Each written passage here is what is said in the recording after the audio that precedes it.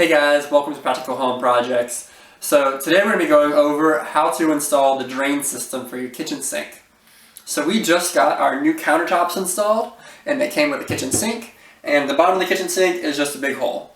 So we have to hook up a strainer basket, then we'll hook up a P-trap, we're going to attach an Air Admittance Valve, and that's all going to be attached to our trap adapter. So before we jump into that, let's go over some of the parts we're working with.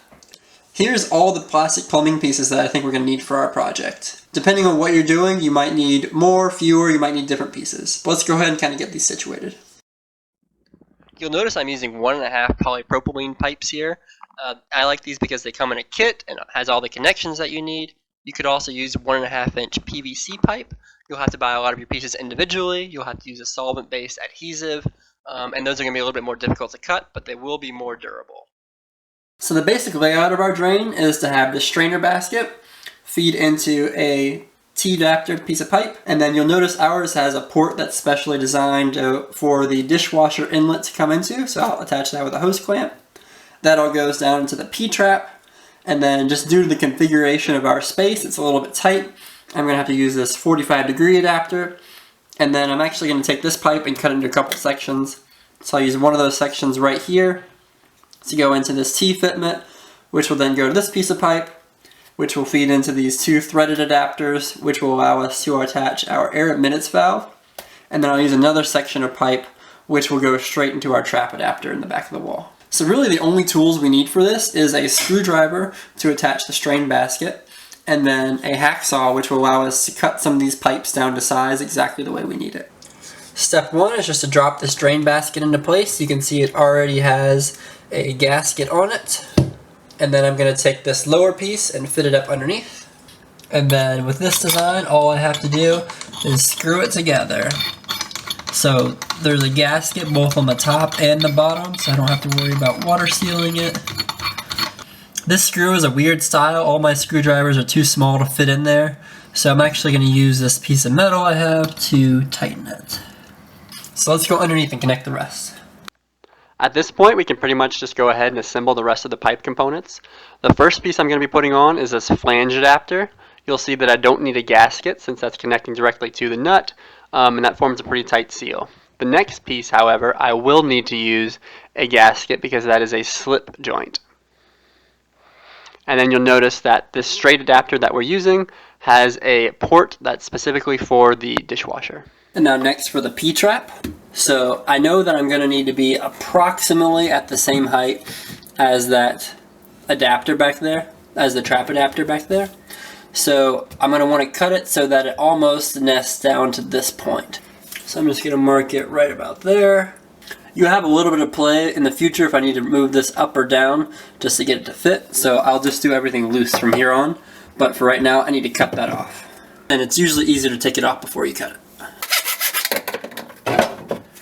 So I tried to cut it as square as I could. You can see there's a little notch there. I'm going to sand it off before we use it. You mostly want to make sure that there's no burrs on the inside because those could catch food as it goes through. Alright, so now I'll go ahead and attach it back.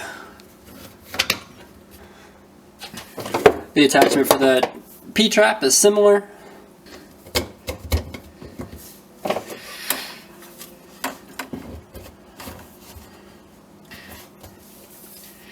And I'm just going to leave this a little bit loose right now because I don't know exactly where it's going to need to attach. And I'm going to go ahead and attach our Air Admittance Valve. So this is the only PVC section we're going to be working with.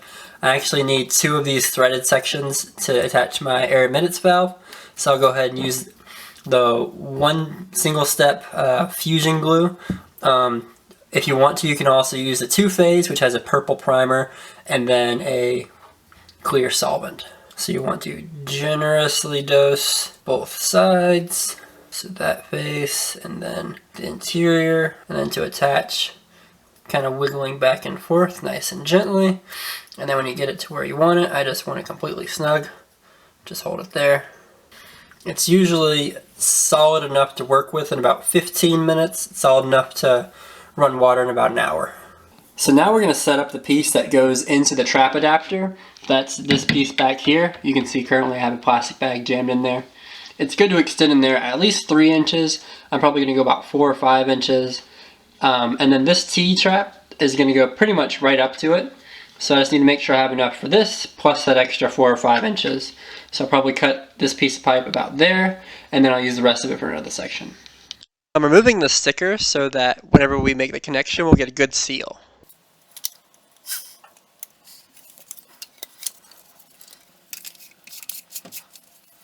Now this top piece is for the air admittance valve.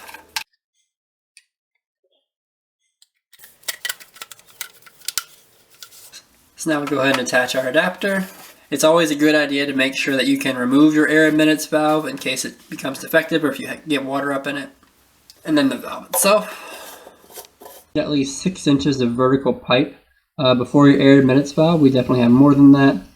And also, I intentionally am putting this on the outside of that trap adapter because I want to be able to remove this whole system.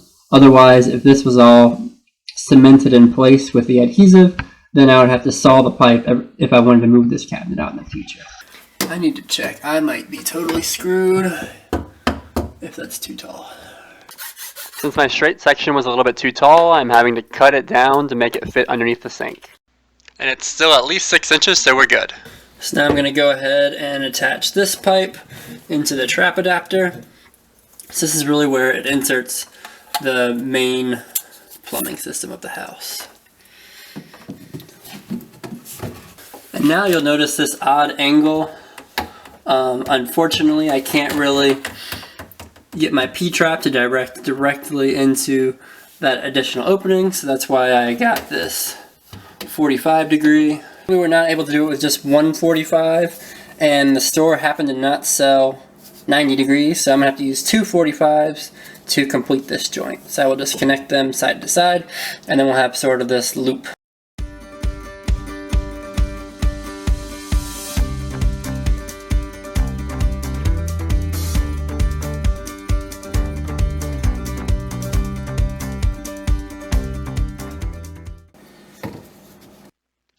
So I've got the J-bend right here, and I'm kind of just doing a dry fit to see where it needs to go.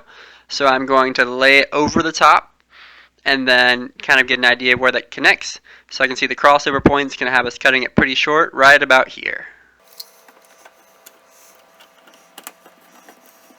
Alright, so now I got pretty much a loose fit. So I'm going to go through and make sure all these connections are nice and snug. Alright, so those connections all look pretty good. Then the last thing to do is just to connect the dishwasher hose. So I think I've got a pretty tight connection everywhere. I'm going to go ahead and run some water real quick, and then if we see any leaks, we know that we need to tighten up a few spots. It'll take a second to fill this P-trap up, and then water will be able to drain out after that. I'm not detecting anything. I think we're good. So those are the basics for installing a drain for your kitchen sink. As you can see, for our particular situation, it took a lot of parts. One of the main reasons is I couldn't find a 90 from the store instead of these 45s. But all in all, I'm pretty satisfied with it. It's relatively compact, and we still have enough space in here if we want to store some things. So I think that's all we have for today. If you guys have any comments, please leave those down below. And please like and subscribe if you like what you saw today, and then we'll get more videos out like this in the future.